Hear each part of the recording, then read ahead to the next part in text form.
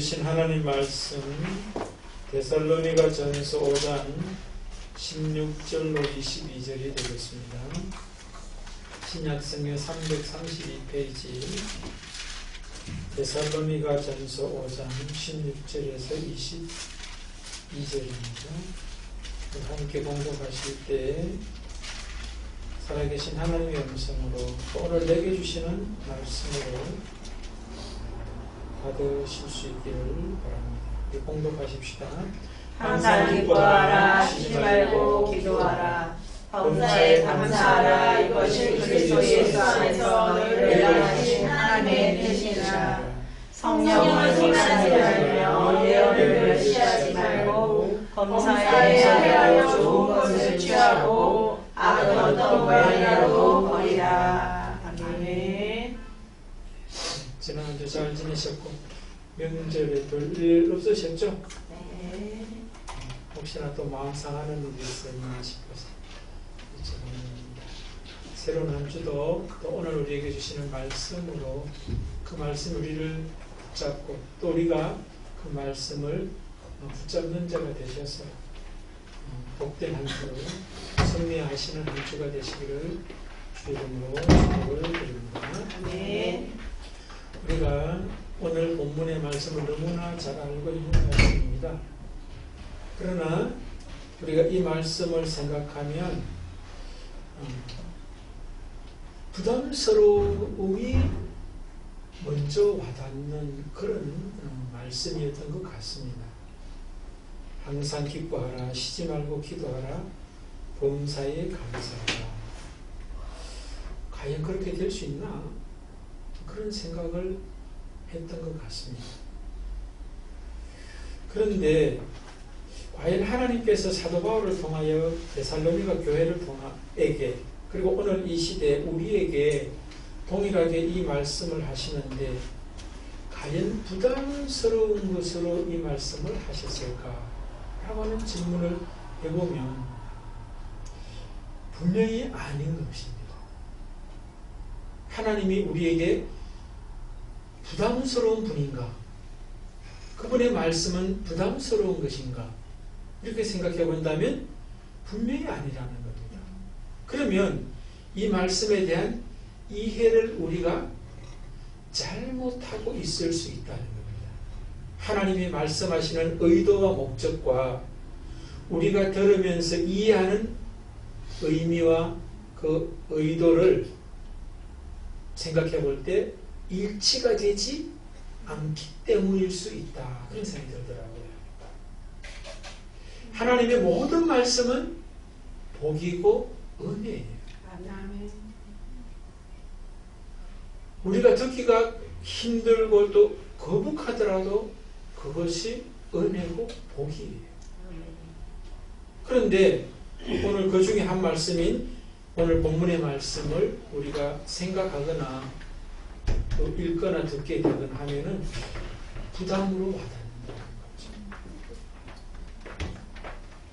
그러면 하나님이 잘못되신 것이 아니라 우리가 뭔가 잘못된 것이 있을 수 있다라고 하는 것을 우리가 한번 생각해 보면서 이 말씀도 은혜요 분명히 복인데 우리가 잘못 이해하고 또 있지는 않겠는가 하는 그런 생각을 해보면서 정말로 하나님께서 말씀하시는 이 말씀이 왜 은혜이고 복일 수밖에 없는가 하는 것을 말씀을 우리가 한번 좀 더 깊이 생각해 본다면은 오늘 이 말씀이 부담이 아니라 오히려 은혜요, 복이요, 감사요, 기뻐해야 되고 하나님께 더욱더 우리를 가까이 가게 하는 말씀이구나 하는 것을 깨닫게 될 줄로 믿습니다. 아멘.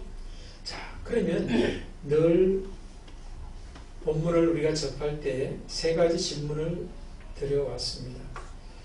왜, 무엇이, 어떻게.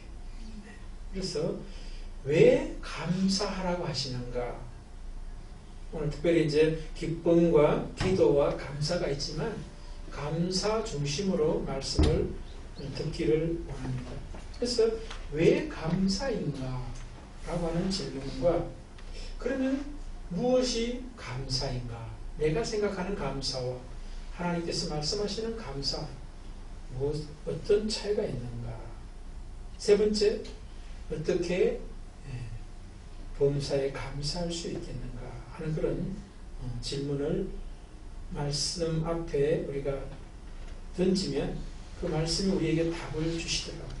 그래서 감사에 대한 새로운 이해와 새로운 어떤 사랑과 새로운 삶으로 우리 생활 속에서 펼쳐지실 수 있기를 바랍니다. 첫 번째, 오늘 본문은 너무나 잘 아는 말씀인데 사도 바울이 데살로니가 교회를 향하여 편지를 쓰면서 마지막으로 그들을 향하여 건면하고 인사하는 거예요.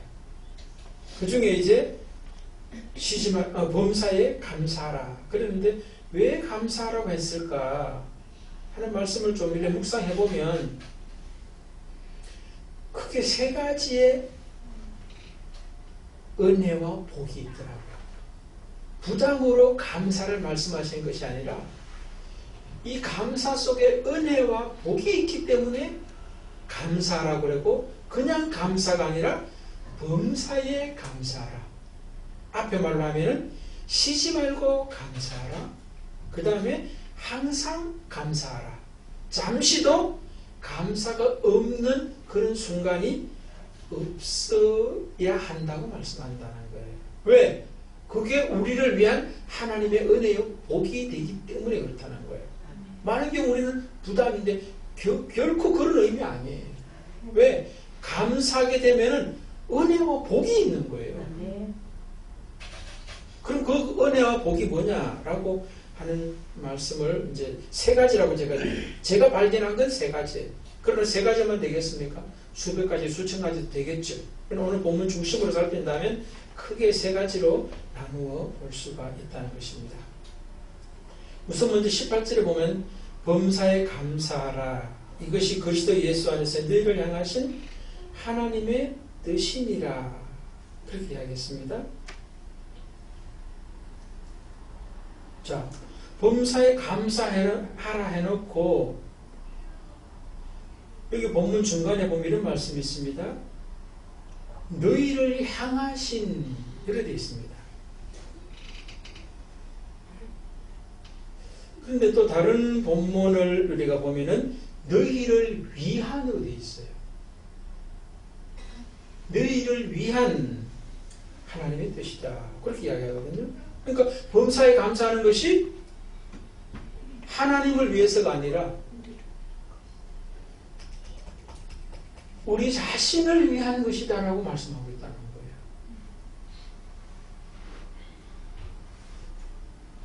그럼 왜 범사에 감사하는 것이 우리를 향한, 우리를 위한 하나님의 뜻이냐는 거죠. 감사를 하는 것이 이렇게 또 앞부분에 보면 이렇게 되어 있습니다. 영어 성경에 보면 아주 더 이제 좀 명확하게 좀 나와 있는 것 같은데요.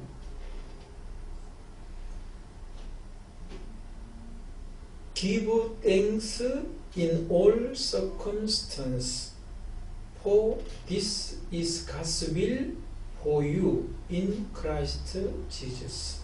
그렇게 되어 있어요.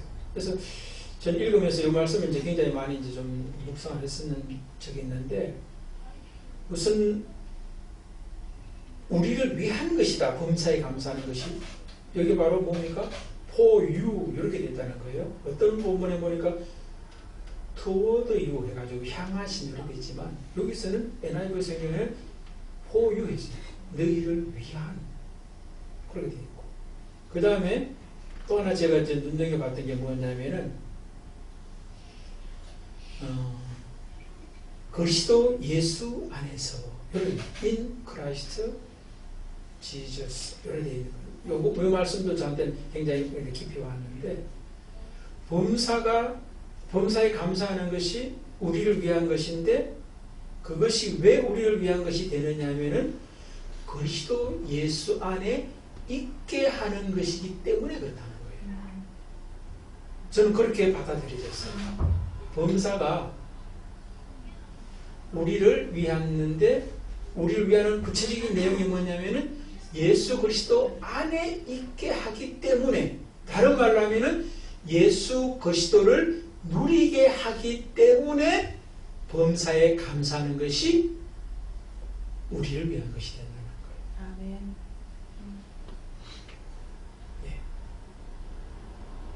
그런데 특별히 이제 범사에 감사했는데, 범사는 in all circumstances 이렇게 있습니다. 모든 상황, 모든 사건, 모든 만남, 또 우리 내면으로 말하면 모든 내 내면에 어떤 일어나는 지정의 이 모든 것들이 그 가운데에서 감사를 합니다.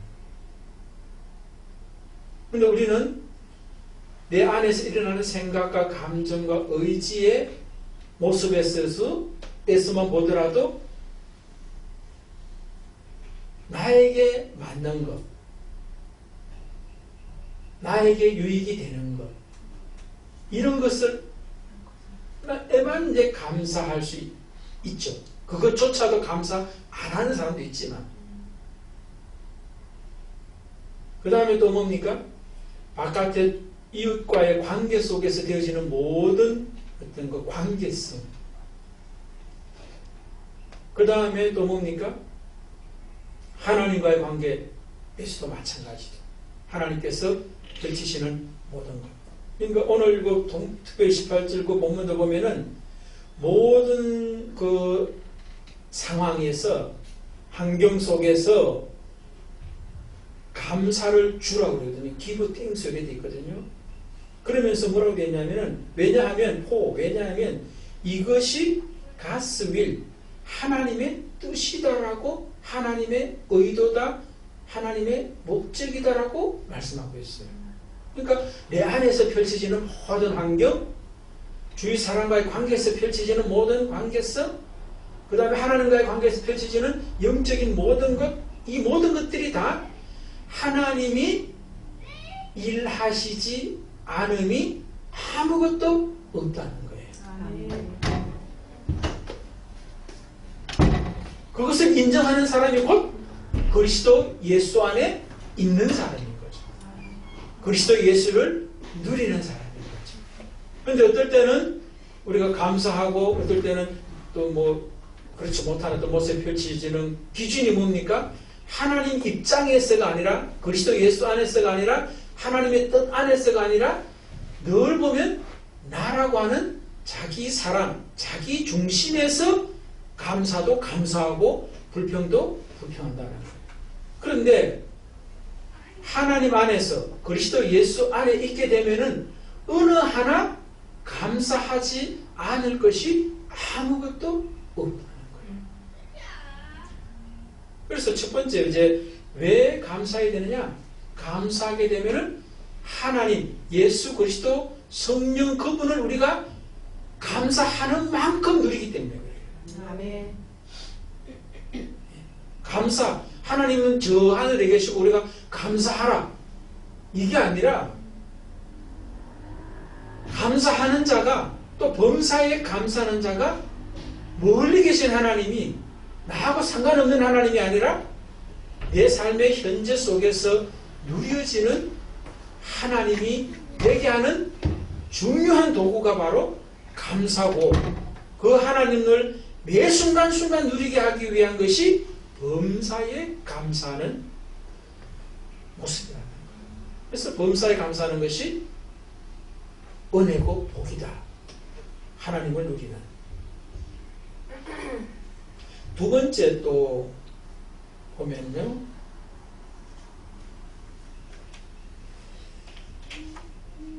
뭐 같은 말일 수 있는데, 이따가 이제 어떻게 감사할 수 있느냐의 이야기에서 나오겠지만, 범사에 감사할 수 있는 어떤 그런 삶이 나올 수 있는 방법을 이야기할 때, 성령을 소멸하지 말며 예언을 멸시하지 말고 라고 하는 말씀을 하고 있어요.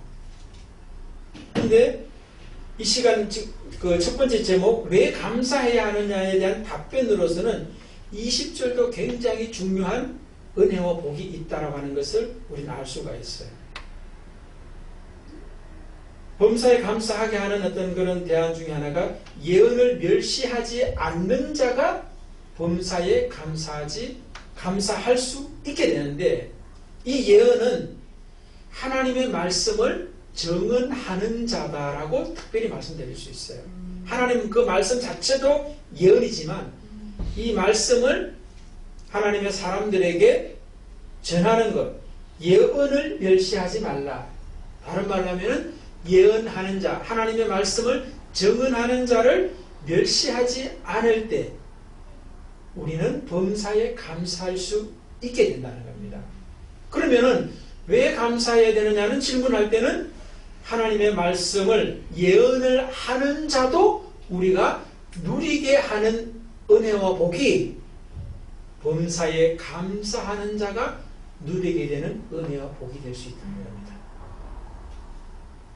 동의가 되시나요? 아멘. 그래서 우리가 말씀을 전하는 자, 또 우리 스스로 그 주변 사람, 목사와 어떤 성도와의 관계도 있지만 우리 성도와 성도 사이에서도 하나님의 말씀을 전해주는 어떤 그럴 때 그 사람들의 이야기를 멸시하지 말라는 거예요. 그것을 하나님의 말씀으로 받아들일 수 있다면 그 사람을 내가 누리게 되는 거예요. 그 다음에 또 하나가 있습니다. 이것도 범사에 감사하는 어떤 그런 대안으로 주신 하나님께서 방법인데, 21절에 보면은 범사에 헤아려 좋은 것은 취하고 악은 어떤 모양이라도 버리라, 그렇게 했습니다. 그래서 범사에 감사하면 어떤 은혜와 복, 왜 우리가 감사해야 되느냐? 범사가 은혜로 받아들여진다는 거예요. 감사하는 자가 범사도 다 감사로 누려진다는 겁니다. 그렇기 때문에 범사에 감사해야 될 이유와 목적이 되는 거예요. 아니, 내 삶을 보면 뭐 감사할 것도 없는데 그것도 가끔 감사하는 게 아니라 범사에 감사하라고 그러면 너무 하신 거 아니에요 라고 말할 수 있는데, 그런 말씀을 하는 우리 사람들이 있다면 하나님은 그런 의도와 목적에서 말하는 게 아니라 범사에 감사할 때 범사에 하나님을 누릴 수 있고, 범사에 또 이웃을 향하여 감사한다면 그 이웃을 누릴 수 있고, 또 우리의 삶에 펼쳐지는 그 범사, 환경적인 어떤 그런 모습에도 감사를 하면은 그 환경이 내가 누릴 수 있는 은혜와 복이 되게 되기 때문에 범사에 감사하라, 그렇게 말씀한다는 겁니다. 그럼 이 말씀을 우리가 듣고 나면 우리는 이제 앞으로 감사가 많으면 많을수록, 범사에 감사하면 감사할수록 우리는 누림이 커지는 거예요. 하나의 누림이 커지고 이웃이 누려지는 것, 이웃을 내가 누리는 것이 커지고, 그 다음에 또 뭡니까? 내게 펼쳐지는 어떤 상황이든지 사건이든지 그 모든 것들도 다 하나님의 은혜고 복이구나, 이렇게 누려지는 삶이 된다. 또 그런 사람이 된다 하는 것이죠. 대표적인 예를 들면은 사도 바울이 빌립보 4장에 보면은 자기 자신은 자족하기를 배웠다, 그런 이야기입니다. 배고파도 자족하고, 배불러도 자족하고, 궁핍해도 자족하고, 풍부해도 자족한다. 근데 그 이유가 뭡니까? 자기가 자족하는 것이 아니라 내게 능력 주시는 자, 곧 하나님 안에서 자족할 수 있다, 감사할 수 있다라고 이야기하거든요. 그러면 이 사도 바울은 먼저 뭐예요? 내게 능력 주시는 자이신 하나님을 누리고 있습니다.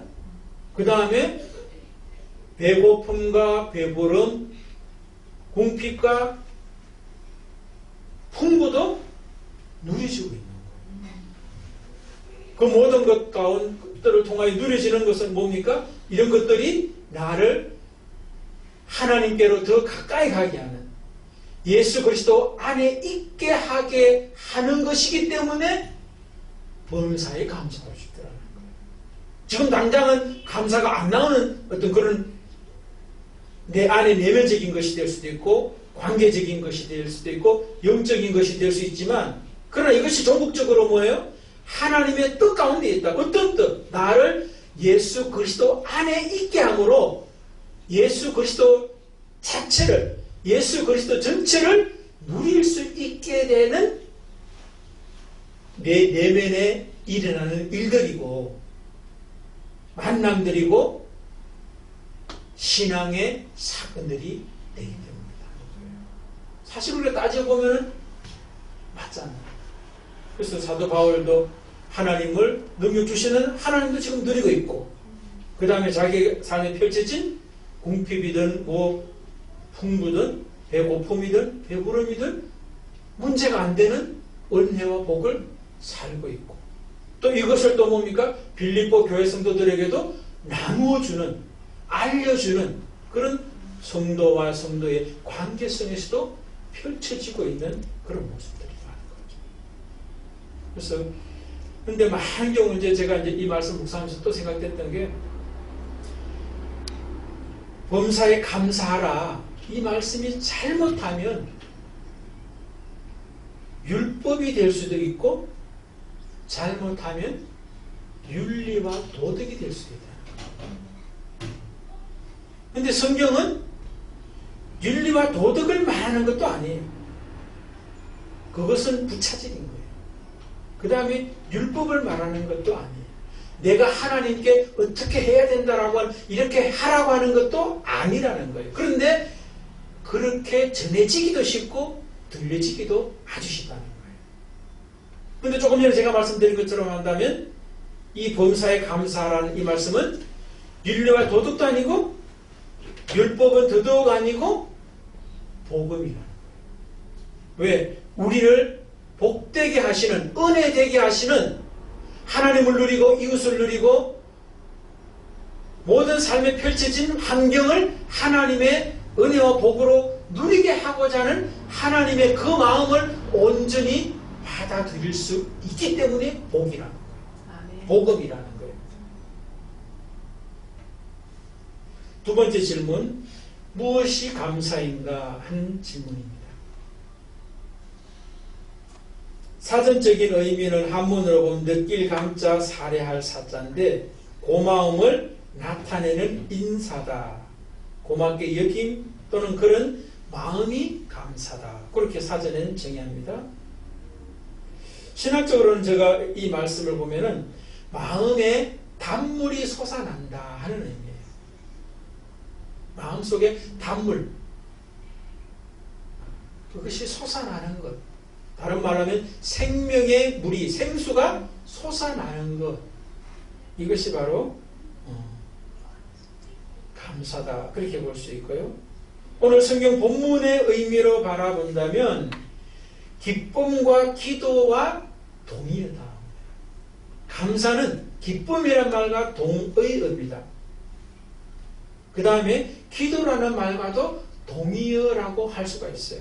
왜? 앞에 붙어있는 항상 기뻐하라, 쉬지 말고 기도하라, 범사에 감사하라 했을 때 항상과 쉬지 말고 범사라고 하는 이 말은 같은 말이거든요.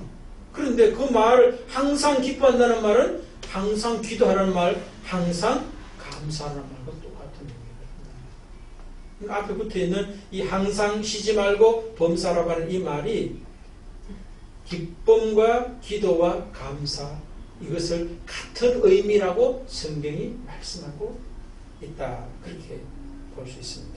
그러면서 또 저는 이런 말씀을 하나 좀 더 덧붙이고 싶은데 제가 정의하는 감사는 뭐냐 그런 이야기를 여러분과 좀 나누고 싶습니다. 저는 감사를 이렇게 정의하고 싶어요. 하나님의 은혜와 복을 누리는 통로다. 그렇게 저는 정의합니다. 감사가 하나님의 은혜, 이웃에 베푸는 사랑, 또 내 삶에 펼쳐지는 모든 사건들을 제대로 누리게 하는 통로다, 도구다. 그게 바로 감사다. 그렇게 표현하고 싶습니다. 어쨌든 사전적 의미와 신학적 의미와 성경적 의미를 우리가 마음에 두면서 정말 무엇이 감사인가? 오늘 본문 좀 전에 말씀드렸던 것처럼 윤리와 도덕이 되지 않고 율법이 되지 않고 범사에 감사라고 하는 이 말이 복음이 될 수 있는 것은 감사가 바로 모든 것을 은혜와 복으로 누릴 수 있게 하는 통로다라고 하는 것을 이해하신다면 우리의 삶 속에서 감사가 더 많아지고 풍성해질 줄로 믿습니다. 아멘. 감사의 대표적인 예를 생각하다 보니까 누가복음 7장에 향유 옥합을 깨뜨린 여인의 모습이 떠오르더라고요. 바리새인의 집에 초대를 받아가서 예수님이 제자들과 함께 갔죠.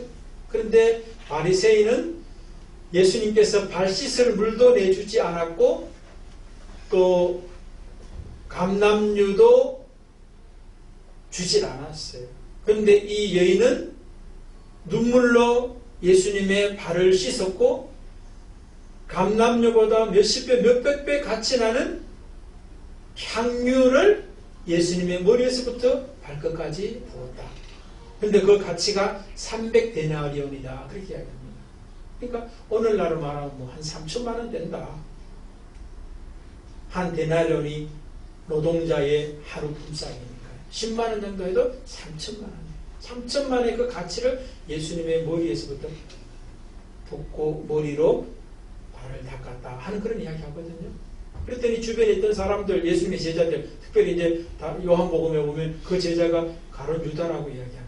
그 유다가 하는 말이 그 가치 있는 것을 팔아서 돈으로 만든다면 많은 사람들을 구제할 수 있을 텐데, 도와줄 수 있을 텐데 허비했다라고 말합니다. 그러나 예수님은 허비한 것이라고 말씀하지 않고 자신의 장례를 준비한 가치 있는 것이었다라고 이야기하고 있고, 그 여인의 이야기가 복음이 전해지는 모든 곳에서 전해질 것이다라고 말씀하시는 것이었습니다. 저는 그 속에서 여인의 어떤 헌신이다라고 하는 어떤 그런 모습도 볼 수 있지만, 그 헌신은 곧 감사가 동반된 헌신인 거예요. 그러니까 300데나리온의 그 가치는 헌신한 것이지만 그 헌신보다 더 먼저는 뭐예요? 감사가 전제되는 헌신이라는 거예요. 감사 없는 헌신은 사실은 예수님이 받으실 헌신이 아니죠. 가인의 제사 하나님이 받지 않았잖아요. 왜? 감사가 없는 제물이었기 때문에 그런 거예요. 마찬가지로 이 향유옥합을 바친 이 여인의 감사는 마음속에서 우러나는 감사, 단물이 솟아나는 은혜와 복을 받은 것에 대해서 그것이 솟아나는 어떤 그런 모습이었다는 거예요. 저와 여러분도 우리의 삶 속에서 하나님께서 우리에게 은혜와 복을 주신 것을 알고 모든 범사가 그런 줄 알고 우리가 우리의 마음속에 은혜를 고백할 수 있는 감사가 있을 수 있기를 주 이름으로 축복을 드립니다. 아멘. 마지막, 그럼 어떻게 감사할 수 있는가? 이토록 정말 감사하면 은혜와 복이 있고 그 감사가 무엇인지를 알았는데 어떻게 하면 그런 감사하는 모습이 될 수 있는가? 특별히 범사에 감사할 수 있는 그런 모습이 가능한가 했을 때, 조금 전에도 제가 말씀을 좀 드렸습니다마는 19절부터 22절까지인 것 같아요.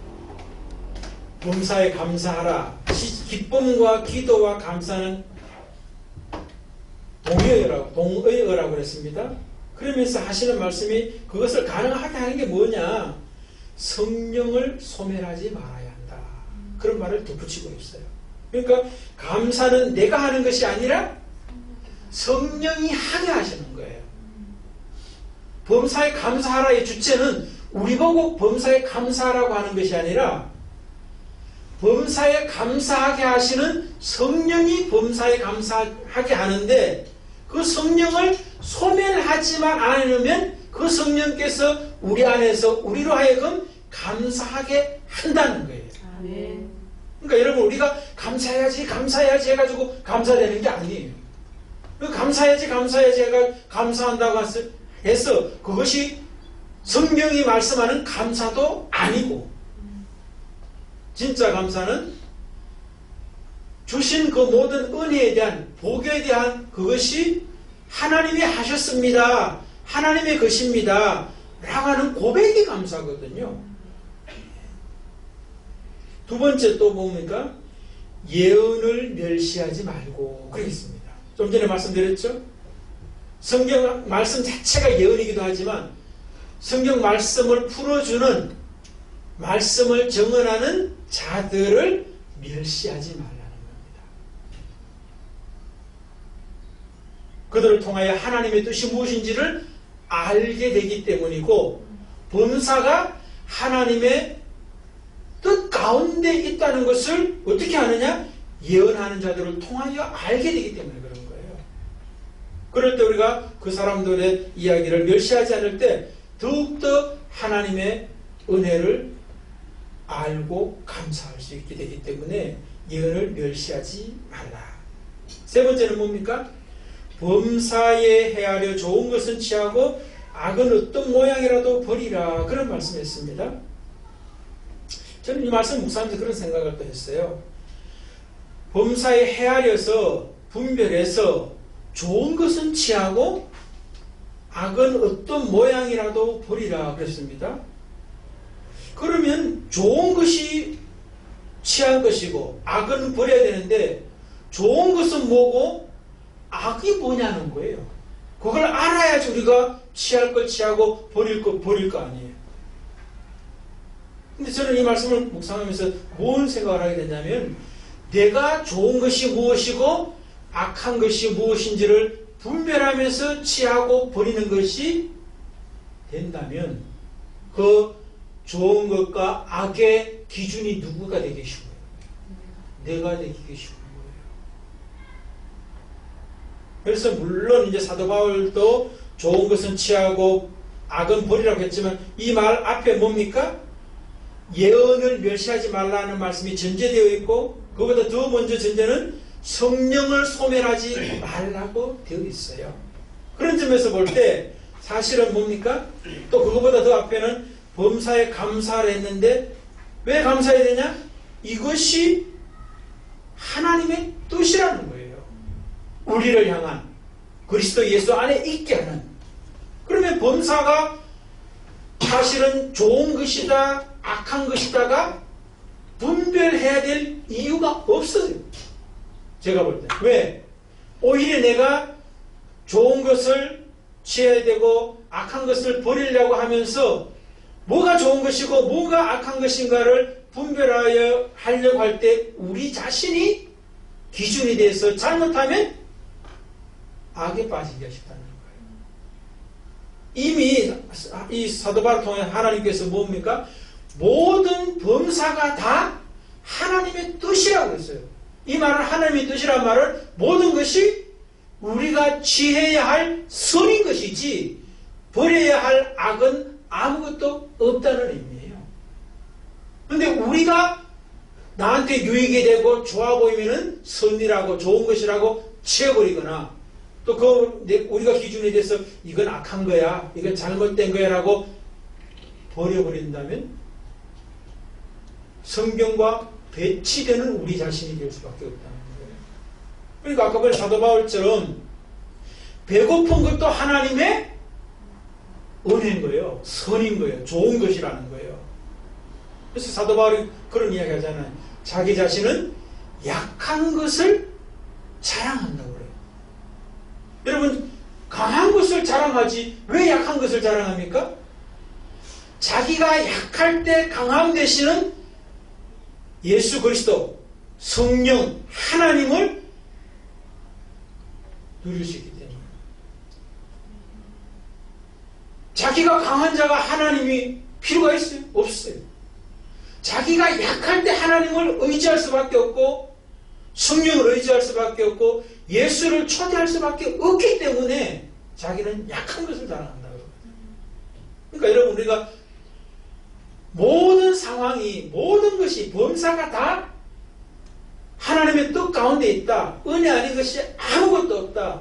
공중나는 새 한 마리가 먹고 날고 뭐 자고 뭐 하는 모든 것들도 다 하나님의 뜻 가운데 있고, 그 새가 날지 못하고 땅에 떨어지는 것도 하나님의 뜻 가운데 있다는 거예요.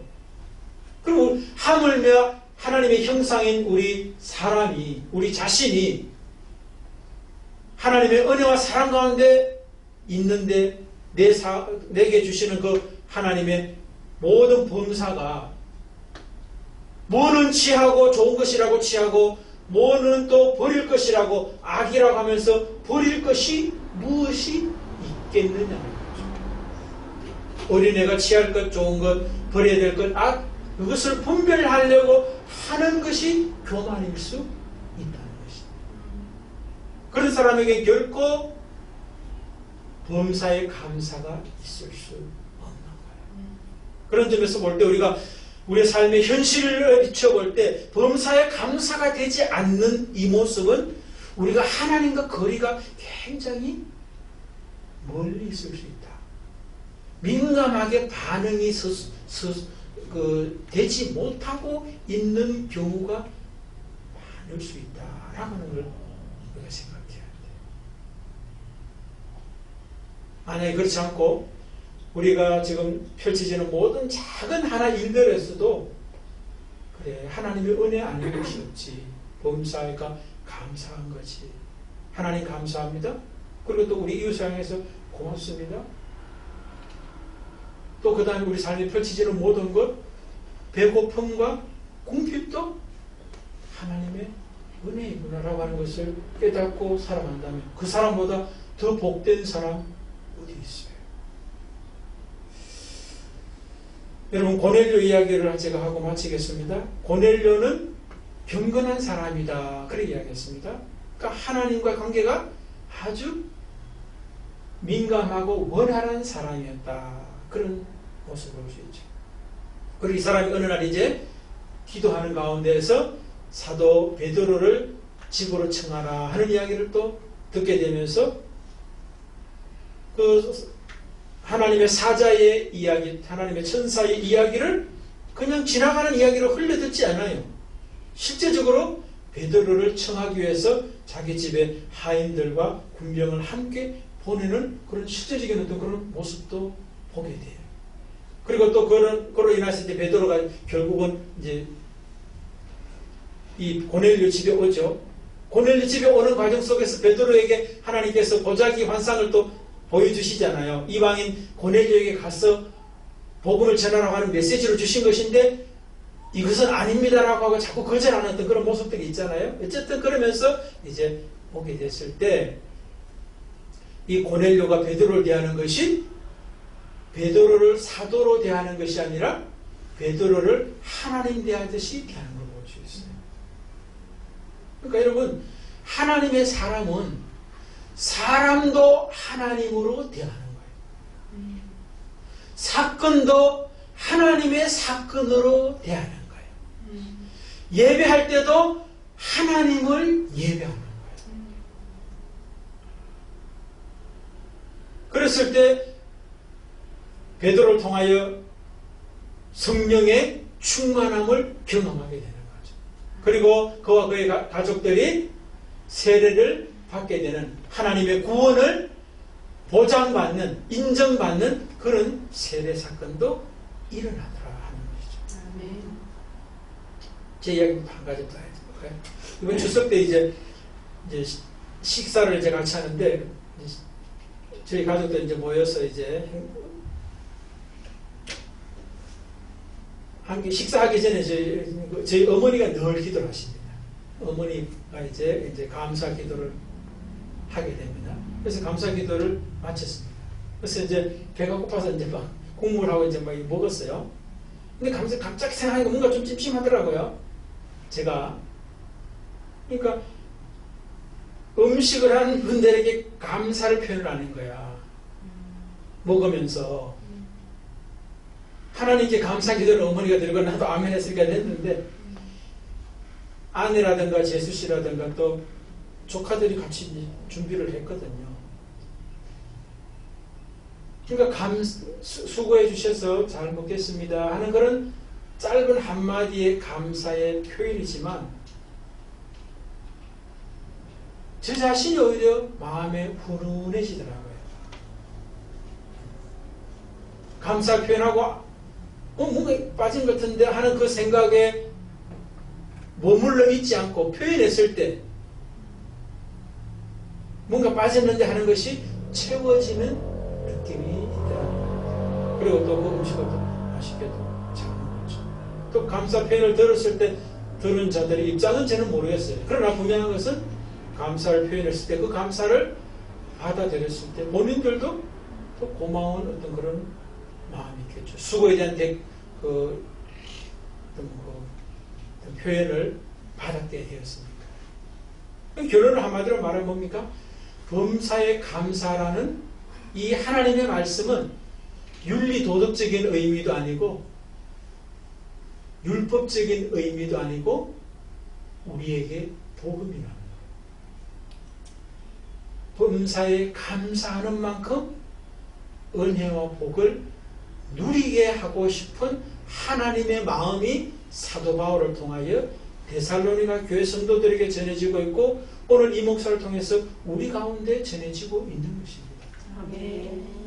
감사는 의무라든가 해야 될 어떤 그런 것이 아니라 은혜의 복을 받는 통로다. 감사하는 만큼 하나님과 이웃과 우리의 삶에 펼쳐지는 모든 환경이 은혜와 감사로 복으로 누려지게 하게 하십니다. 기억하시고 범사의 감사를 통해서 누림의 삶이 되시기를 주의 이름으로 축복을 드립니다. 아멘.